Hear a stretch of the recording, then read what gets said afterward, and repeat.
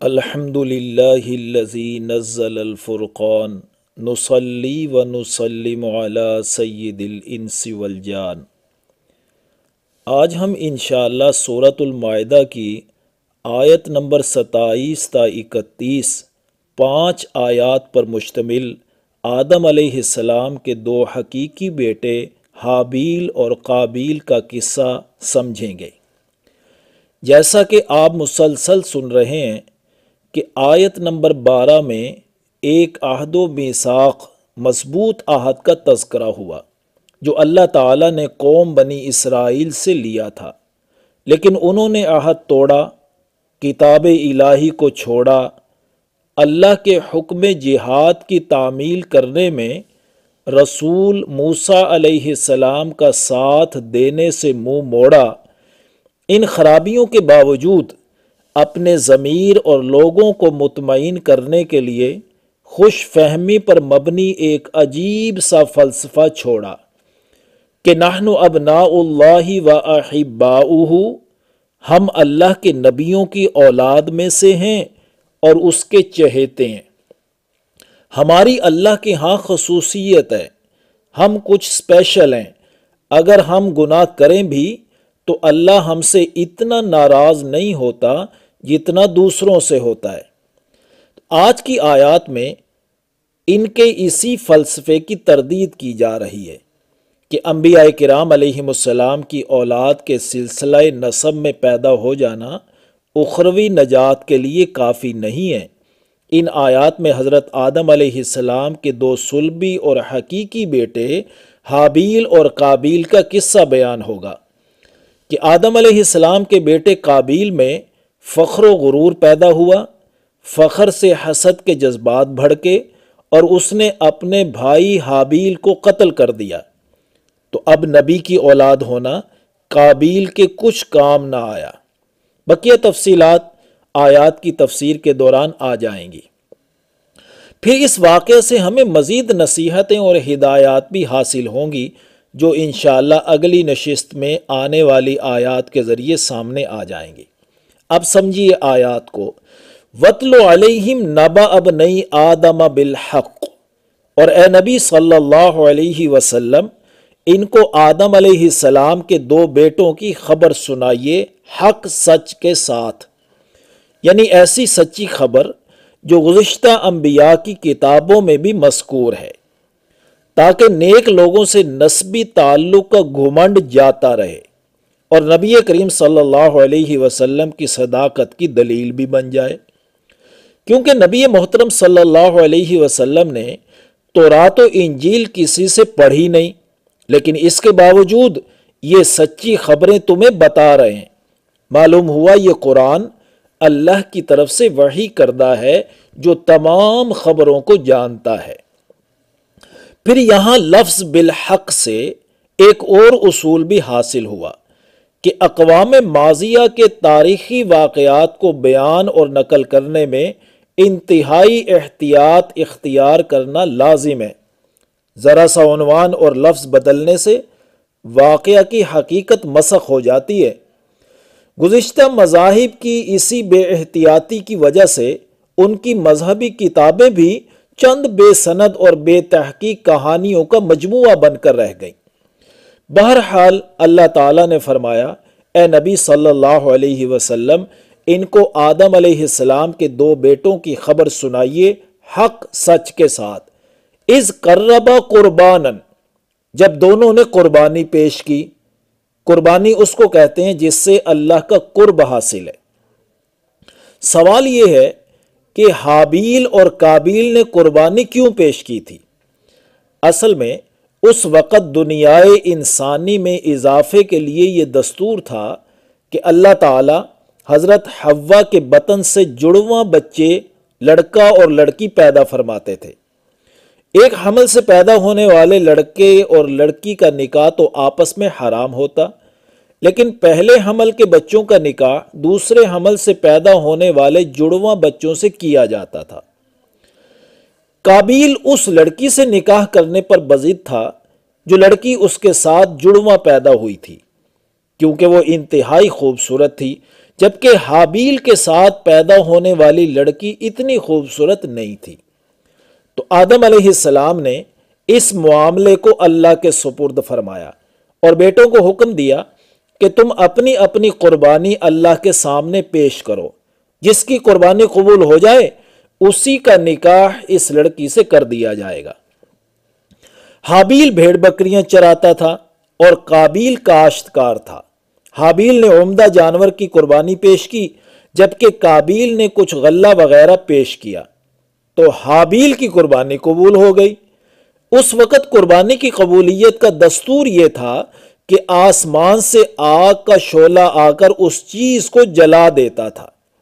بہرحال جب دونوں کی قربانی پیش ہو گئی تو اللہ تعالیٰ آگے فرماتے ہیں فَتُقُبِّلَ مِنْ أَحَدِهِمَا وَلَمْ يُتَقَبَّلْ مِنَ الْآخَرِ، تو ان میں سے ایک کی قربانی قبول کر لی گئی جبکہ دوسرے کی قبول نہیں کی گئی۔ تو قابیل نے اس کو اپنی توہین سمجھا اور اس کے اندر حسد کی آگ بھڑک اٹھی۔ قَالَ لَأَقْتُلَنَّكَ، اس نے کہا میں تجھے قتل کر کے رہوں گا۔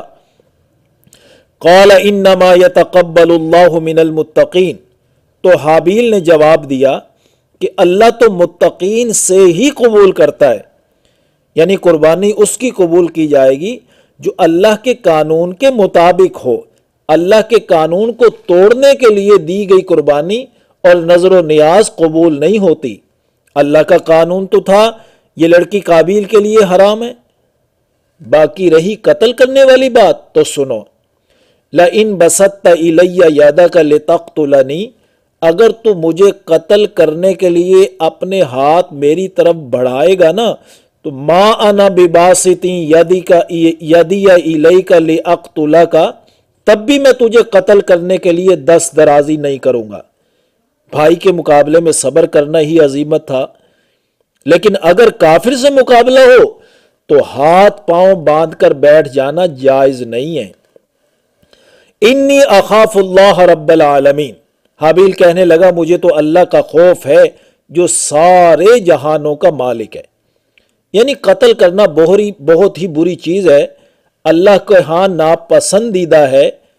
پھر شاید یہ خوف بھی ہو کہ باہمی قتل کی سنت میرے ہاتھ سے جاری نہ ہو، جیسے یہی خوف تھا حضرت عثمان ابن عفان رضی اللہ تعالیٰ عنہ کو کہ صحابہ کرام کو باغیوں کے مقابلہ اور مقاتلہ کی اجازت نہ دیتے تھے کہ مسلمانوں میں باہمی کشت و خون کی جو سنت کا آغاز ہے میرے ہاتھ سے نہ ہو جائے۔ انہوں نے صبر و شہادت کو ترجیح دی۔ گویا حضرت عثمان رضی اللہ تعالیٰ عنہ صبر و تحمل میں حابیل کا نمونہ تھے۔ بہرحال حابیل نے کہا میں تیرے قتل کے لیے دست درازی نہیں کروں گا، مجھے رب العالمین کا خوف ہے۔ انی ارید ان تبوء باسمی و اسمک، میں چاہتا ہوں تو لے لے میرا گناہ بھی اپنا گناہ بھی، یعنی جب تو مجھے قتل کر دے گا تو میرے گناہوں کا بوجھ بھی تجھ پر پڑ جائے گا۔ فتکون من اصحاب النار وذالک جزاء الظالمین، پھر تو آگ والوں میں سے ہو جائے گا اور یہی ظالموں کی سزا ہے کہ دن قیامت مظلوم کو ظالم کی نیکیاں ظلم کے عوض دی جائیں گی، اور اگر ظالم کے پاس نیکیاں کم ہو جائیں تو مظلوم کے گناہ ظالم پر ڈال دیے جائیں گے اور پھر اس کو دوزخ میں پھینک دیا جائے گا۔ فطوعت لہ نفسہ قتل اخی، پھر قابیل کے نفس نے اس کو اپنے بھائی کے قتل پر آمادہ کر لیا۔ یہ طوعت میں اطاعت سے زیادہ زور ہے، اس میں ضمیر کی کشمکش کا پورا نقشہ موجود ہے۔ ایک طرف تو خوف خدا، نیکی کا جذبہ اور خونی رشتہ، اور دوسری طرف نفسانی خواہشات کی اکساہٹ، حسد کے جذبات اور شیطانی ترغیبات۔ ان کے مابین کشمکش میں نفس نے آمادہ کر لیا کہ اپنے بھائی کو قتل کر ہی دے۔ آگے فرمایا فَقَتَلَهُ فَأَصْبَحَ مِنَ الْخَاسِرِينَ، پھر اس نے قابیل کو قتل کر دیا اور خسارہ اٹھانے والوں میں سے ہو گیا۔ تین خسارے تو بالکل واضح تھے، والدین کی ناراضگی، نمبر 2 خود اکیلا رہ جانا، اور نمبر 3 آخرت میں سزا کا مستحق ہونا۔ ایک اور خسارہ جو نبی کریم صلی اللہ علیہ وسلم نے بیان فرمایا کہ لا تقتل نفسا ظلما الا کان علی ابن آدم الاول کفل من دمہا، جس نفس کو بھی جب ظلمن قتل کیا جاتا ہے تو اس کے ناحق خون کا حصہ آدم علیہ السلام کے پہلے بیٹے پر بھی ہوتا ہے۔ لِأَنَّهُ كَانَ أَوَّلُ مَنْ سَنَّ الْقَتْلَ، کیونکہ وہ پہلا شخص ہے جس نے سب سے پہلے ناحق قتل کا طریقہ جاری کیا۔ تو قابیل نے حسد کا، قطع رحمی کا اور ناحق قتل کا آغاز کیا۔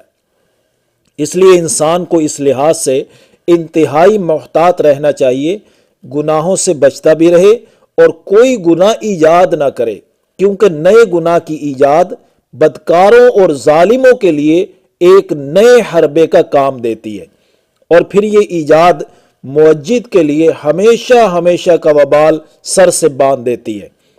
تو دیکھیں اس قابیل کا نبی کی اولاد ہونا کچھ کام آیا؟ بہرحال قابیل نے اپنے حقیقی بھائی حابیل کو قتل کر دیا، چونکہ ابھی تک نسل آدم موت سے دوچار نہ ہوئی تھی، تو آدم علیہ السلام نے مردہ جسم کے بارے میں کوئی حکم بھی نہیں سنایا تھا کہ مرنے کے بعد انسانی جسم کے ساتھ کیا کیا جائے۔ تو اس کی وضاحت اگلی آیت میں آ رہی ہے۔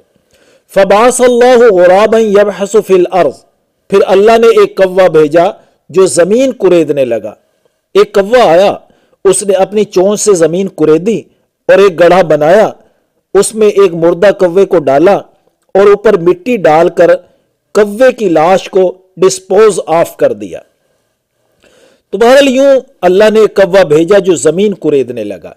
لِيُرِيَهُ كَيْفَ يُوَارِي سَوْءَةَ أَخِيهِ، تاکہ اللہ تعالیٰ اس قابیل کو دکھائے کہ اپنے بھائی کی لاش کو وہ کیسے چھپائے۔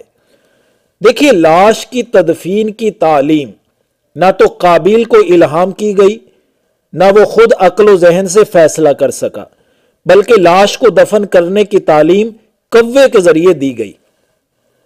حابیل کے پاک جسم کی توہین نہ ہو اور نسل آدم کا عزت و شرف ظاہر اور قائم کرنے کے لیے تدفین کا طریقہ جاری کیا، لیکن اس طریقہ تدفین کے لیے جس پرندے کو قابیل کا رہنما اور معلم بنایا گیا وہ پرندہ عیاری اور مکاری اور نائت تباہ میں ضرب المثل ہے۔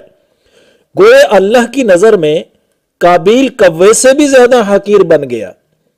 کوے کو معلم اور رہنما بنایا تاکہ قابیل کو اپنی عقل و دانش کی کمی اور کمینگی کا بھی احساس ہو جائے، اس لیے آگے قابیل کی کیفیت بیان کی گئی۔ قال یا ویلتا عجزت ان اکون مثل ھذا الغراب، کہنے لگا ہائے افسوس میری حالت پر کہ میں اس کوے جیسا بھی نہ ہو سکا، یعنی یہ بات میری عقل و فہم میں نہ آ سکی جو کوے نے آ کر مجھے سمجھا دی۔ فَأُوَارِيَ سَوْءَةَ أَخِي، کہ میں اپنے بھائی کی لاش کو چھپا دیتا۔ فَأَصْبَحَ مِنَ النَّادِمِينَ، تو اس حالت پر وہ بہت پشیماں ہوا۔